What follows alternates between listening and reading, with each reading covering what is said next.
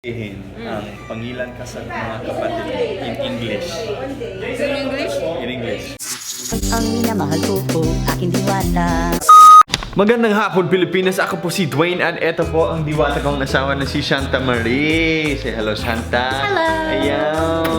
Unang-una, pasalamatan po namin sina Jamil, si Jason at Camille kasi gumawa sila ng reaction video sa video namin ni Shanta na kung saan nag-congratulate kami sa kanila sa growth nila sa YouTube. Dahil nag-reaction sila sa video namin, maraming mandirigma ang nag-subscribe dito sa Twanta Fam. Salamat, Jason at Camille. Sana mag-collaboration tayo one day. Jamil versus Twanta. Ngayong araw mga astig, pag-usapan natin ang isang napakahirap na tanong. Pag-usapan po natin kung anong sagot dun sa tanong na to.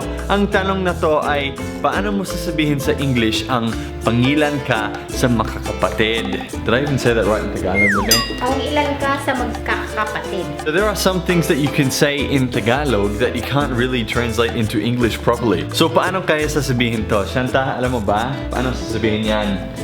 Pangilan ka sa magkakapatid. Paano mo sabihin yan sa English? Sige na, subukan mo lang.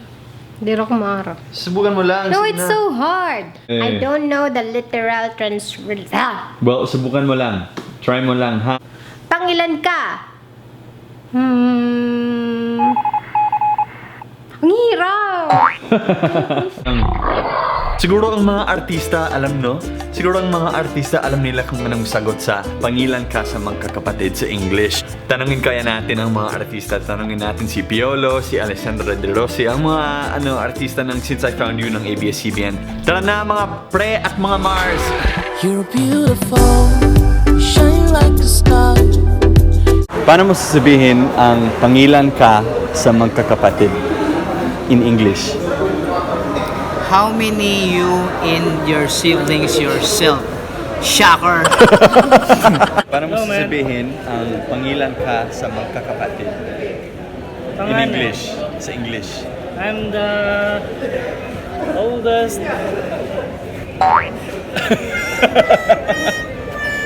Pangilan ka sa magkakapatid. Paano mo sasabihin? What order are you? Call a friend, call a friend. What is your order po? Big Mac? My order is pinakabet. Pangilan ka sa mga kapatid in English. In English? In English. How many of you are supposed to that? Australian yan. Dapat American English. I am.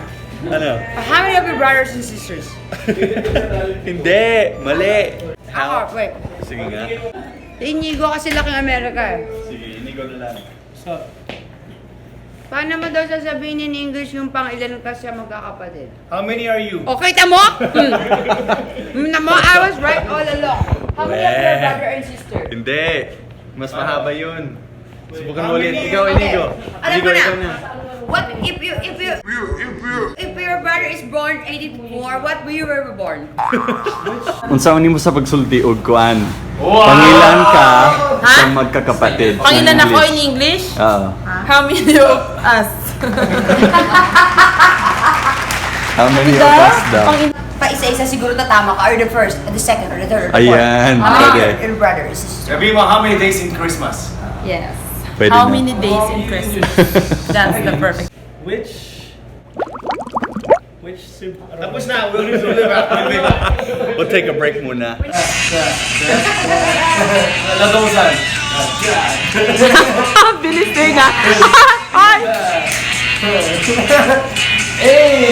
Ano kaya yun? Empoy! Empoy!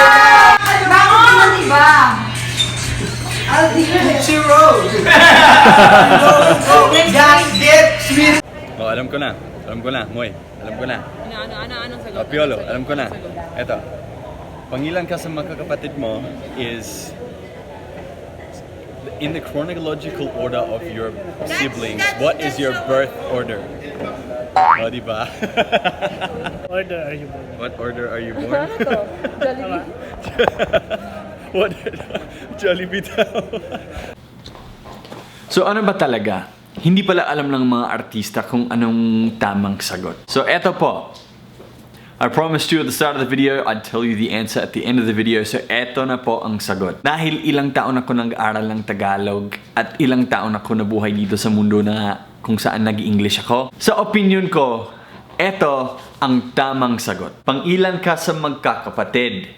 In English ay, what is your birth order among your siblings? Yeah!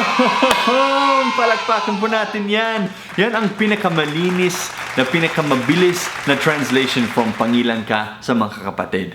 What is your birth order among your siblings? Remember, birth order, hindi order lang. Wala tayo sa McDo. Maraming salamat po sa panunood at abangan nyo po ang susunod na mga video namin ni Shanta kasi ngayon paalis na kami papuntang Australia. Woo! Di ba, bebe? Excited ka na, Shanta? Excited ka na ba? Parang hindi excited eh. Nagpapabebe lang. Tara na, late na kita. Sige. Sige, tara na mga astig. And there's a sentence that goes, Pangilan ka sa makakapatid. Now in English there's no real translation for it, but I think I finally found the translation. Do you understand? Just answer this question, however you understand it. What is your birth order among your siblings? Fifth. Oh, he understood it! Panoorin po natin ang bakasyon natin dun sa Australia kasama ng family ko. Ayan! Wanta out! You're beautiful.